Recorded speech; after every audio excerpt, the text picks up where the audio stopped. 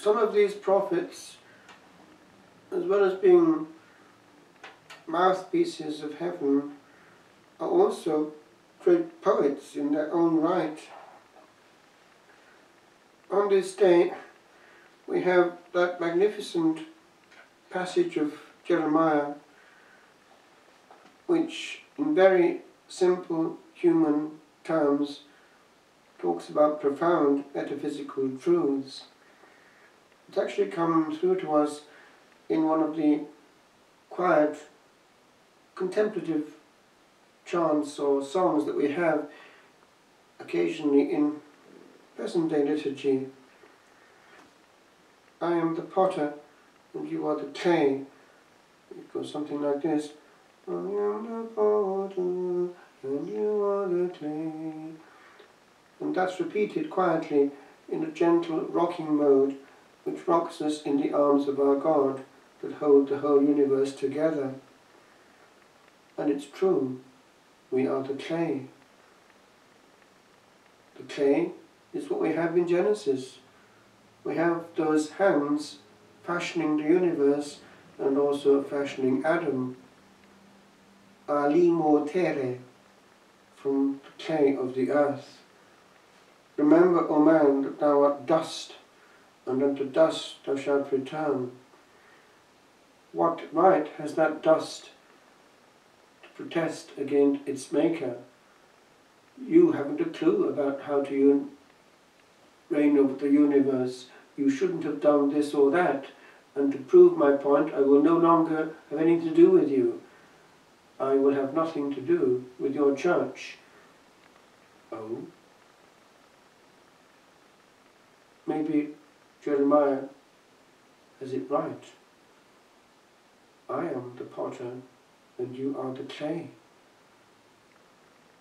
I remember in a prayer meeting in Wales way back, one of those leading in prayer, humbly on his knees, because that's how it was done in those days, before the throne of grace, pleaded for this. Discini wybodem says, teach us to know our size. Teach us to know our size. Pride. What is in the middle of the word pride? A big I.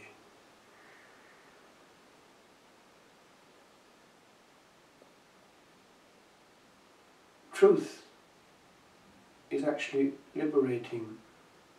The illusion of our Godhead goes and the bubble is burst. Sometimes the Lord, who does know what he's doing, allows a great suffering to burst that bubble of self-sufficiency, and we are then truly broken vessels, which, as in Jeremiah, he can refashion correctly. All in view of what the Gospel talks about, the last day, when the angels will gather bits of humanity, souls. Again we have this very visual way of teaching metaphysical truths. Time has run out. The world has run its course, and the final resurrection takes place. And the Lord paints it clearly, understandably, and indeed asks at the end, have you understood all this? And they say yes.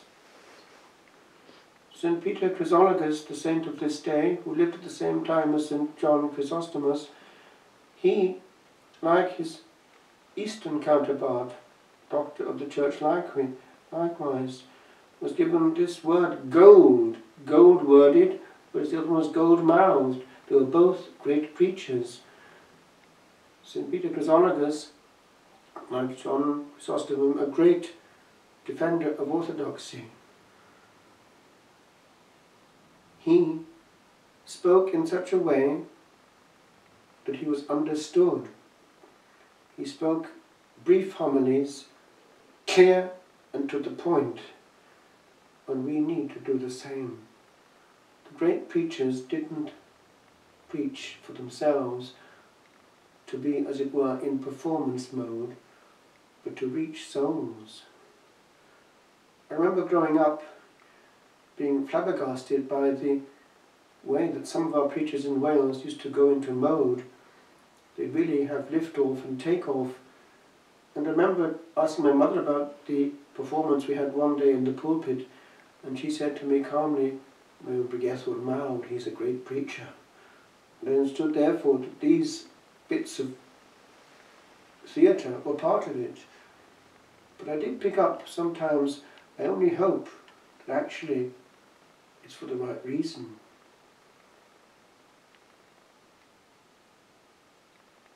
Unfortunately, pride can come in even to the service of God.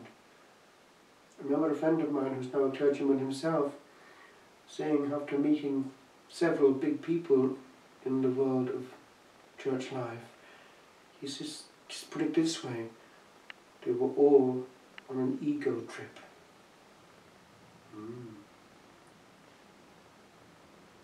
But this is nevertheless the bottom line. The angels will bring together all these souls and gather them. And the Lord does warn that there is recompense, retribution. Is it not likely that there's a big difference between what the likes of Mother Teresa will receive and what the like of a terrible dictator will receive 1 second after death? After all, eternity is far longer than time. And what is glory if it is not eternal? Questi grandi profeti sono anche grandi poeti.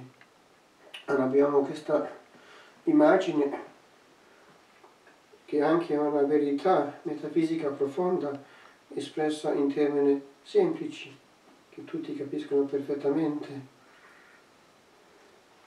Forse non potrei agire con voi, casa di Israele, come questo vasaio. Cosa fa il vasaio?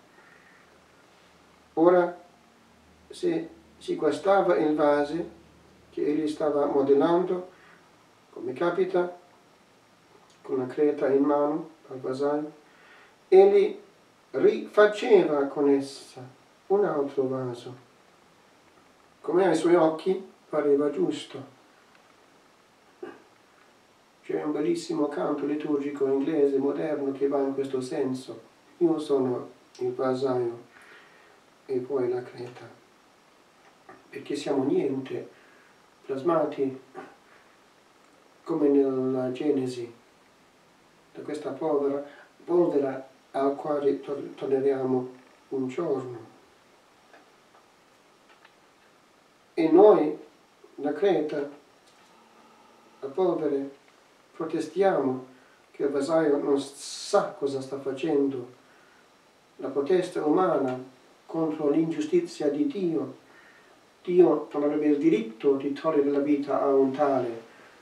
Io so meglio di lui come organizzare il mondo. L'orgoglio del demonio che ribella contro Dio. Lascia la Chiesa, lascia la preghiera perché Dio ha agito male. La verità nostra ha bisogno di essere qualche volta data con anche l'azione radicale del vasaio. Ricomincia a zero, e questo zero può essere un disastro, un dramma, la perdita di un'anima cara, un incidente che toglie l'onnipotenza per bene,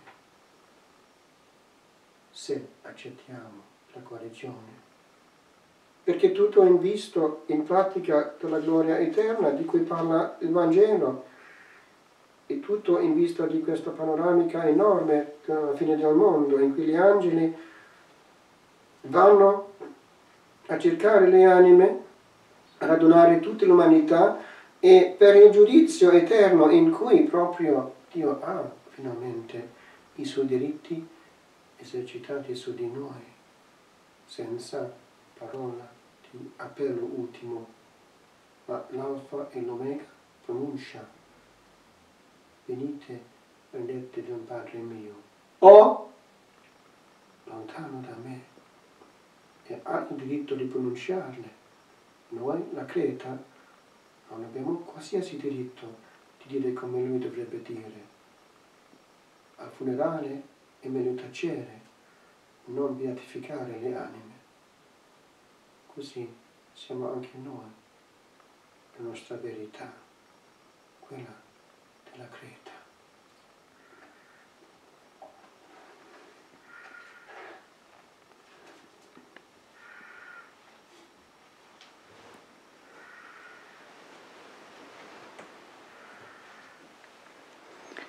Come bello, Signor, stare insieme ed amarci come ami tu. Qui c'è Dio, alleluia. La carità perdona, la carità sia data.